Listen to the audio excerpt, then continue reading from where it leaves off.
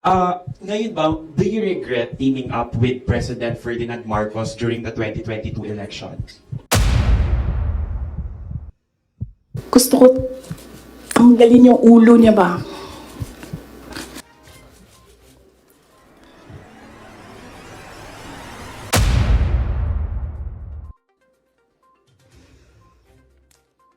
Ah, 20 October, nag-file ako.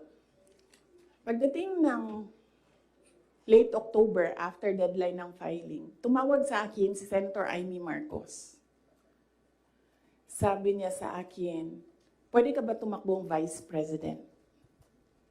Sabi ko sa kanya, alam mo, hindi ko pa narinig ever na sinabi sa akin na tumakbo akong Vice President.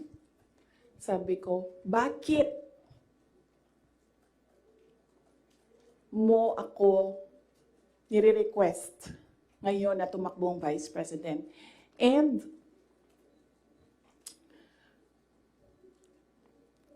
I'm happy that she was honest enough to say, kasi matatalo kami ni Lenny kung hindi mo dalahin ang Bisaya. It was very straightforward. Now, it was all about winning, sinabi niya sa akin.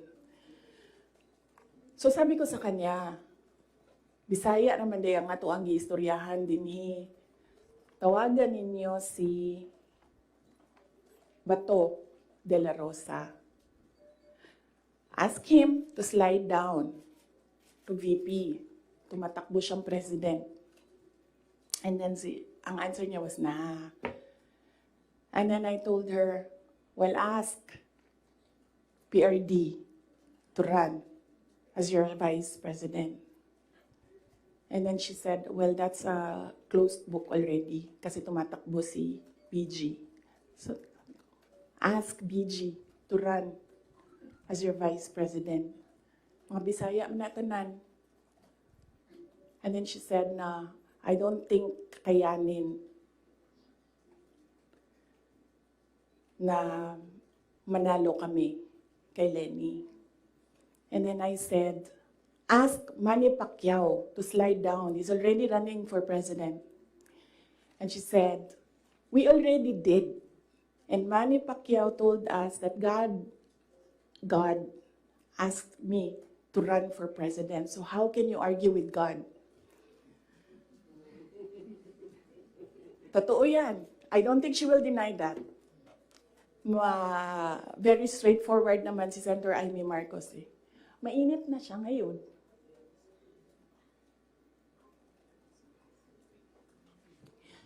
So, I said, sabi ko, it's never been talked about. I need to talk to my family and I need to see kung mananalo ba ako for Vice President. Because I've never seen my numbers as Vice President. And then she said, okay, let's talk about it. And then, early November, nandun ako sa Cebu. Pumunta ako sa Cebu, nakita niyo yun, di ba? For an event. And, nandoon din sila. Hindi ko alam kung bakit sila. When I say sila, si BBM, tsaka si Senator Amy. And, nag-request sila ng pag-uusap din. So sabi ko, okay, mag-usap tayo. Nagkita kami sa bahay ni Martin Romualdez. Kasi gusto umeksena ni Martin Romualdez, gawa siya ng party-party ko noon na birthday. And then pag-upo ko doon sa, I think you see the pictures. Umupo ako sa couch, na tabi ko si BBM. Sinabihan ko siya, huwag ka maniwala sa kanila. Huwag ka maniwala sa mga taong nagsasabi sa iyo na tatakbo akong president. Hindi ako tatakbong president, sinabi ko na yan. Sabi niya, yes, I know. Sinabi mo na rin yan noong pumunta kami during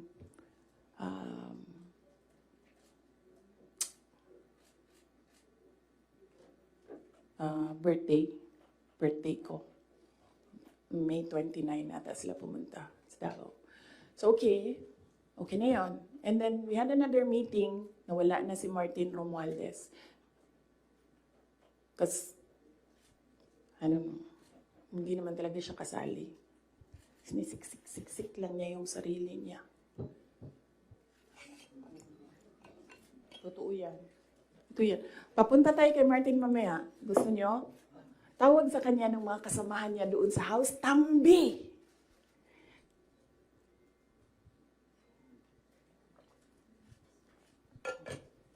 Anyway, nagkaroon kami ng ibang meeting. Sa Cebu pa rin. Face to face. Ako, sa BBM, Senator Amy, and one other person. He's a private citizen. Hindi ako nagpaalam sa kanya na sasabihin ko na nandoon siya. So may isang tao pa doon who can say that this really happened. So sabi ko, again, I've not seen my numbers. Kung mananalo ako. Sabi ko, okay lang sa akin tumakbong Vice President. Sabi ko, number one, siguro man ma-reduce konti ang disappointment ng mga tao sa hindi ko pagtakbong president. I think may iintindihan na nila. And ito na lang yung i-offer ko sa kanila mag-vice president ako. Number two, madaming big ticket projects. Si PRD. Sa build. At that time, na gusto ko sana makita na magawa para sa bayan. Kasi hindi natapos. Kasi kulang nga talaga ang 6 years. So sa ngayon, magte-third year na tayo, wala pa tayong nakikita na big ticket projects, di ba? For 2028, huwag na kayong mag-expect na meron kayong makita. Kasi it takes more than 6 years to prepare for a big ticket project. So sabi ko, and sinabi ko sa sarili ko, bata pa naman ako, hindi naman ako nagmamadali, wala naman akong papupuntahan. And naisip ko, I cannot do anything more for Davao City. Number 4 na kami. And naisip ko, I don't think kaya ko siya i-elevate to number 3, number 2, number 1. Hanggang dun lang yung kaya ko gawin. So, ibibigay ko sa iba, maybe they have more ideas, more innovation para mapagawa nilang number 3 ang Davao sa buong Pilipinas. So, I said, okay, I need to see my numbers. Sabi nila, okay, we can do a quick and dirty survey. Sabi ko, oh, sige. Sabi ko, gawin nyo. And then you come back to me kung ano ang mangyayari. So, nagpagawa sila, and then tinawag nila ako.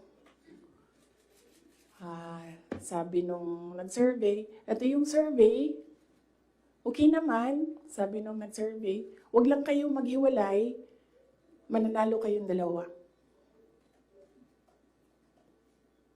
Ito yun. Hindi pwede mag-picture, pero pwede ko ipakita sa inyo mamaya. Kinoveran lang namin yung mga private citizens dito sa photo na ito.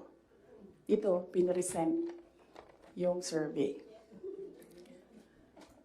May cover lang yung mga tao na private citizens. Ang nandito, Senator Amy, Governor Claude Bautista, Congressman Claude Bautista, former Mayor Luigi Quisumbing, Attorney Vic Rodriguez, Inday Sara, the infamous Vice President, BBM Sandro Marcos. Pwede nyo tingnan mamaya. Bawal mag-picture ha. Okay. So sabi ko, okay, balikan ko kayo, kausapin ko pamilya ko. Kinausap ko, mama ko. kinausap ko yung dalawa kong kapatid, si Paulo at si Baste. Umupo kaming apat. Sabi ko, takbo akong Vice President, ito yung mga rason. Sabihin niyo sa akin, bakit hindi ako tumakbong Vice President? Wala man sila sinabi. Ang sinabi lang ng mga kapatid ko, anong matulong namin sa iyo. And then sabi ng nanay ko, okay, sige. And then, sumulat ako ng letter. In-address ko kay PRD. Sinabihan ko yung kapatid ko, si Baste. Kinausap ko siya. Sabi ko sa kanya, kaya mo ba ang gawing number 3 itong Davao City? Kaya mo bang saluhin? Kasi kung hindi mo gusto, di mo pa kaya, hindi ako tatakbong Vice President. Sabi ng kapatid ko, kaya ko, gagawin namin. Okay, tumakbo kang Vice President. So sabi ko sa kanya, okay, we're okay with you. Pakidala nitong sulat kay PRD. Sabi no, Baste, ginanon doon ng PRD, and then ginanon niya. And then he said na, wala na akong masasabi. Diyan. So,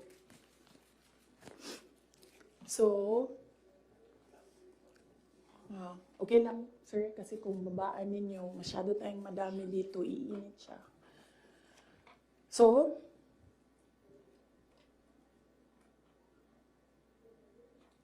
tumakbo ko ang Vice President, alam na natin lahat yon. Ginawa ko yung kampanya, alam na natin lahat yon.